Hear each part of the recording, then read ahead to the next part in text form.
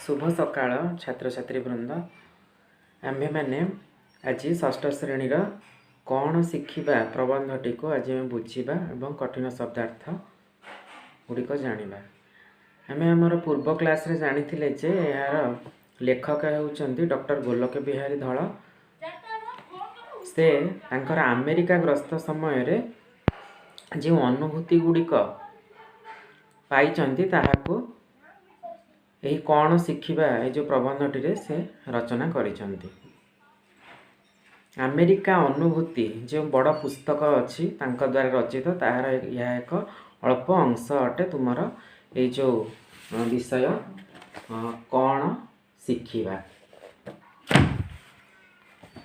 तो तुम्हें मैंने तुम साहित्य बही 38 नंबर पृष्ठा खोल। दोष गुण तो समस्तंकर अच्छी किंतु आमर कथा होची दोष को छाड़ी गुण शिखा।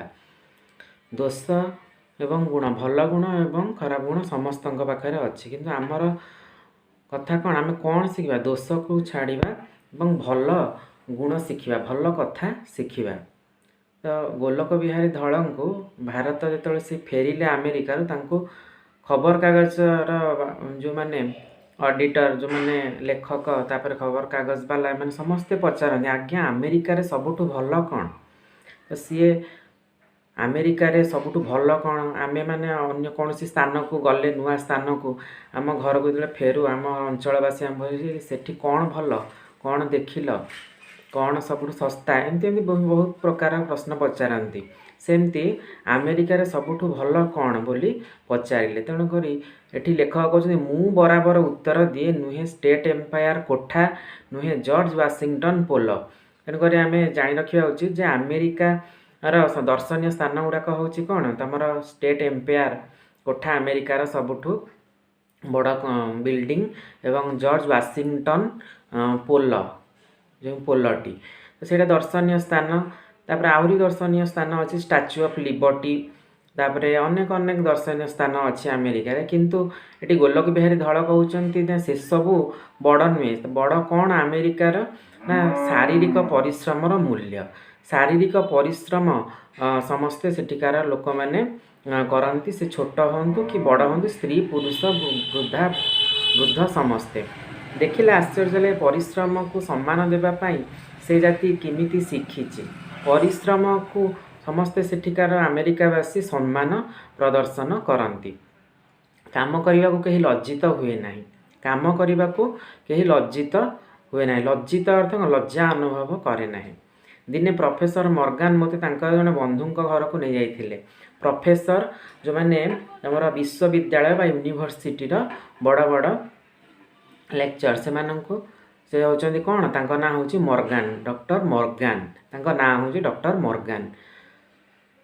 तो प्रोफेसर मॉर्गन को घरे गोलोक बिहारी धल रहुथिले एवं तांको सहित जड़े बंधु घर को से बुलिबा पाई गले से बंधु जनक कोलगेट विश्वविद्यालय इंग्राजी प्रोफेसर।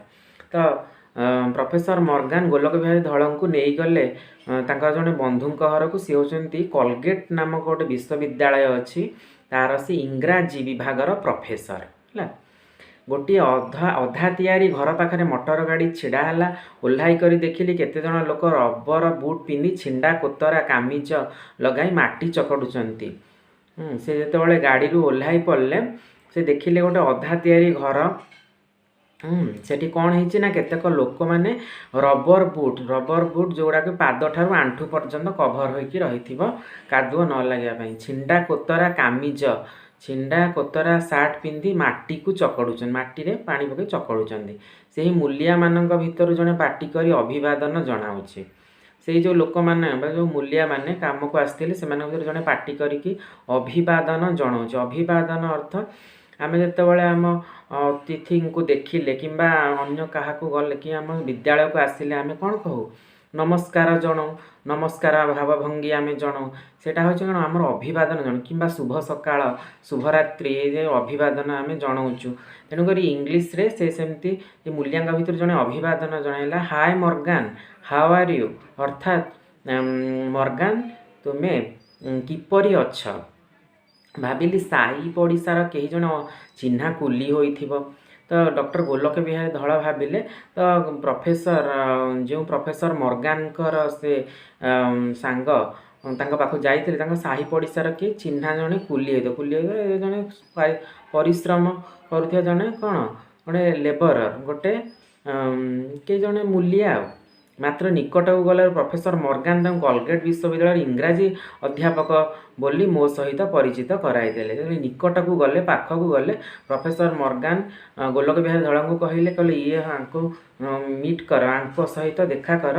ଇଏ ହେଉଛନ୍ତି କିଏ ନା କଲଗେଟ୍ ବିଶ୍ୱବିଦ୍ୟାଳୟର ଇଂରାଜୀ ଅଧ୍ୟାପକ, ଯିଏ ମାଟି ଚକଡ଼ୁଥିଲେ।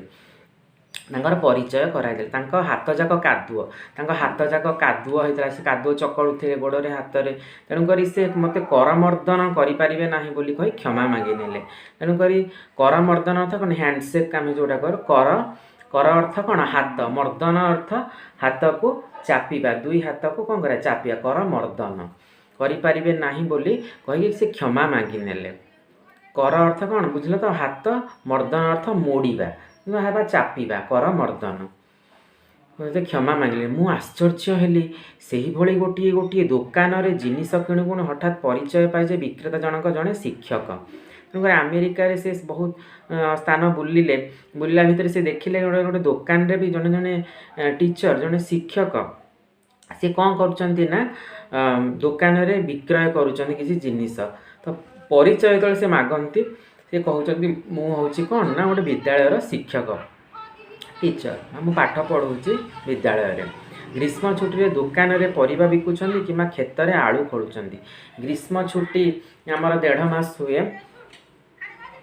1.5 ମାସ ଛୁଟିରେ କ'ଣ ହେଇଛି ନା ଟିଚର ମାନେ ବା ସାର୍ ମାନେ, ଆମର ଶିକ୍ଷକମାନେ ଘରେ, ବିଦ୍ୟାଳୟ ତ ବନ୍ଦ, ତାଙ୍କ କାମକୁ ସେ ଯାଉନାହାନ୍ତି। ତେଣୁକରି ସେ କ'ଣ କରୁଛନ୍ତି ନା ତାଙ୍କର ଦୋକାନ କରିଛନ୍ତି, ପରିବା ଦୋକାନରେ ତାଙ୍କର ପରିବା ବିକୁଛନ୍ତି କିମ୍ବା ଅନ୍ୟ କୌଣସି ଦୋକାନରେ ସେ କ୍ରୟ ବିକ୍ରୟ କରୁଛନ୍ତି, କିମ୍ବା କ୍ଷେତରେ ତାଙ୍କ ନିଜର ବାଡ଼ିରେ ସେ ଆଳୁ ଲଗେଇଛନ୍ତି ବା ଅନ୍ୟ କୌଣସି ପରିବା ଲଗେଇଛନ୍ତି କି ଆଳୁ ଖୋଳୁଛନ୍ତି, ତାଡ଼ୁଛନ୍ତି।